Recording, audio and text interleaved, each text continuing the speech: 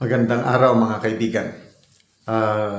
Bigyan natin ng reaction or opinion ngayon itong plano ng Pangulong Marcos Jr. na i-review ang performance ng kanyang kabinete at nagbabala na marami pa siyang tatanggalin. Parang nagalit na siya. Sino kaya ang mga tatanggalin? Balita ng UNTV. Pakinggan natin ha. Nagbabala si Pangulong Ferdinand Marcos Jr. na posibleng mas marami pang opisyal ng gobyerno ang matanggal sa pwesto kasunod ng isinasagawang performance review sa kanyang gabinete. Sa isang panayam, sinabi niyang may mga opisyal nang tinanggal dahil sa mga napatunayang irregularidad at mababang performance. Binigyang diin ng Pangulo na hindi sapat ang mga paliwanag at ang mahalaga ay ang aktwal na resulta at serbisyo sa taong bayan. Tiniyak pa nito na agad niyang aalisin sa pwesto ang sinumang magpatutunayang hindi gumaganap ng maayos na tungkulin. Sa kaugnay na ulat, sinabi ng Malacanang na maaring masuspindi o masibak pa ang ilang opisyal dahil sa questionableng 1.4 billion pesos na land acquisition ng OWA. Ang nasabing issue ang naging dahilan ng pagkakatanggal kay dating OWA Administrator Arnel Ignacio. Iniimbestigahan na ng Department of Migrant Workers ang nasabing transaksyon na hindi umano inaprubahan ng OWA Board of Trustees. Ang gagawin natin, performance review. Maganda naman ang takbo, pero performance review. Para ito yung target natin, pati natin naabot. Nakuha natin. Ito, overpriced na naman. Sa ginagawa namin performance review, yun ang warning ko sa kanila. And that's what we will have to look at again. Kung talagang may nagkukulang, o korap. Kung talagang masyadong mabigat yung kanilang kasalanan, kasuhan na namin. Ayun. Kakasuhan daw nila. Tatanggalin nila. Corrupt. Tingin ko maganda naman. Performance review. Tatanggalin. Kaya lang, sino ang unang tatanggalin? Ito. Binasa ko ang mga comments. Ito. I-review mo si Rimulya at Tamba para maniwala ang mga tao, Mr. President. Dalawang magkapatid na Rimulya ito na involved sa pagkidnap kay Tatay Digong, Speaker of the House. Arnel Mandigma, dapat na mauna si Tambaloslos. Ang atong mga congressman na puro pagnanakaw ang ginagawa. Yan na nga yung korupsyon. Yan ang problema sa administrasyon ito.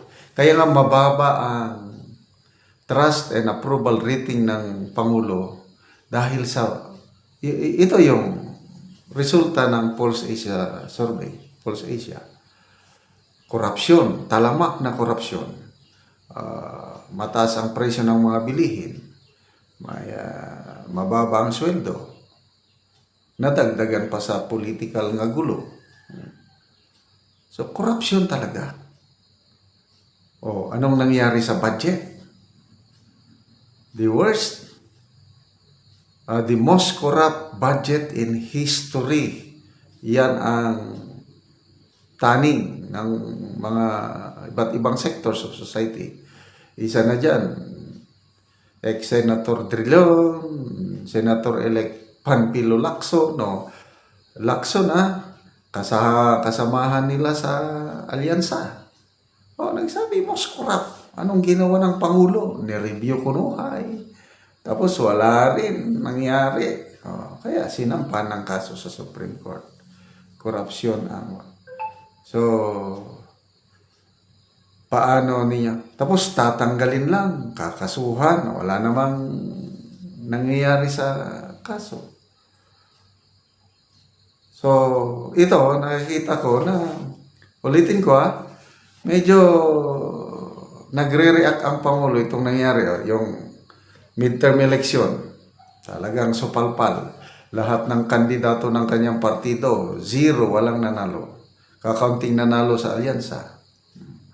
Then yung rating niya, yung rating sa survey ay yung Pulse Asia, yun ang mga matitinong survey. Yung ibang rating na Okta, Tangery, ang tataas ng rating niya, kailang hindi masyadong pinapaniwala niya. Ang totoong survey rating is yung Pulse Asia. Bumulusok siya, 25. Kaya ito, nakikita ko, gumagawa ng paraan para ma-save niya yung remaining 3 years ng kanyang administration. At sana naman, ako, I want this administration to succeed. Kailang nasa leadership yan. Kailang kung basihan natin si Senator Amy na ang gobyerno ay hindi Marcos, kundi Romualdez at Araneta, ay patay tayo lahat yan.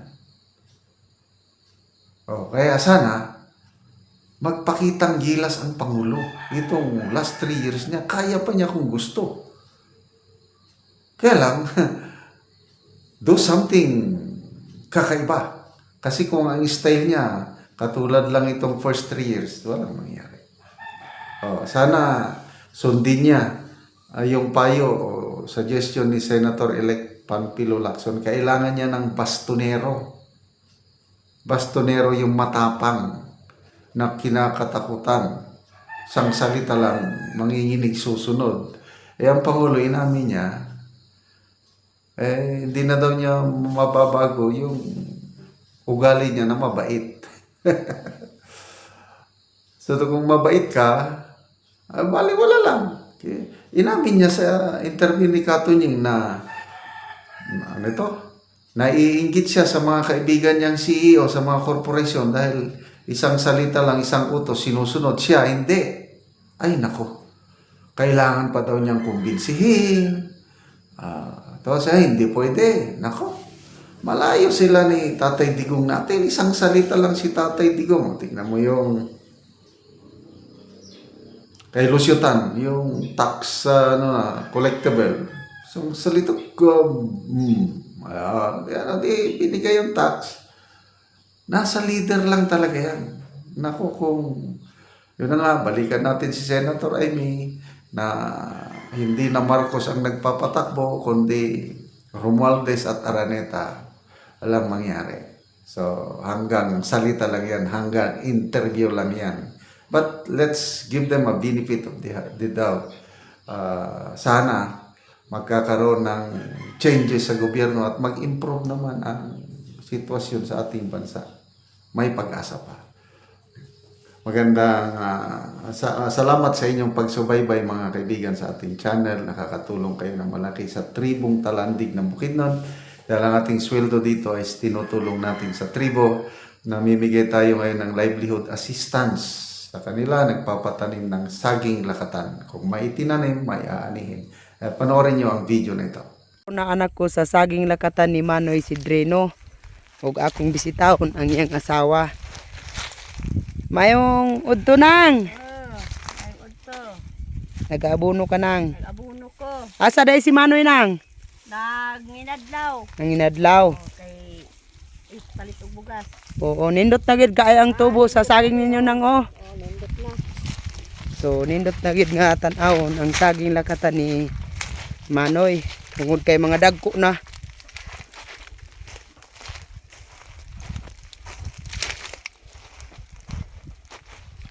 So kami tanan nga nagtanom dinhi og saging lakatan 2,000 kapin na ni ang among tanom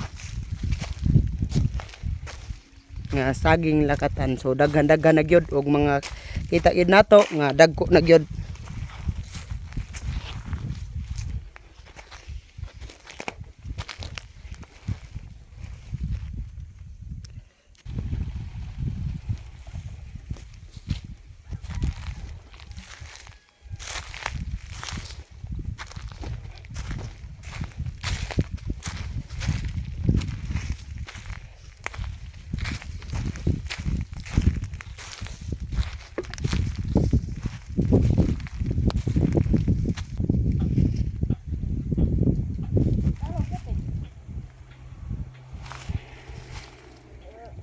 Pila gani ni kapunuan ninyong saging ng lakatan ng 170. 170 tanan. So dagan-daghang gyud. Oh. O karon nang unsa imong maistorya bahin sa padayon sa pagpananom sa pagsuporta sa abono. Salamat sa nagtan-aw og video ug labaw sa Ginoo nga nagpasalamat jud ko kay naay nagsuportar sa amoa padayon mi kay kuan ang ay amo makasuportar. Salamat kayo Pati nang. akong mga estudyante. Oo. Salamat kayo nang.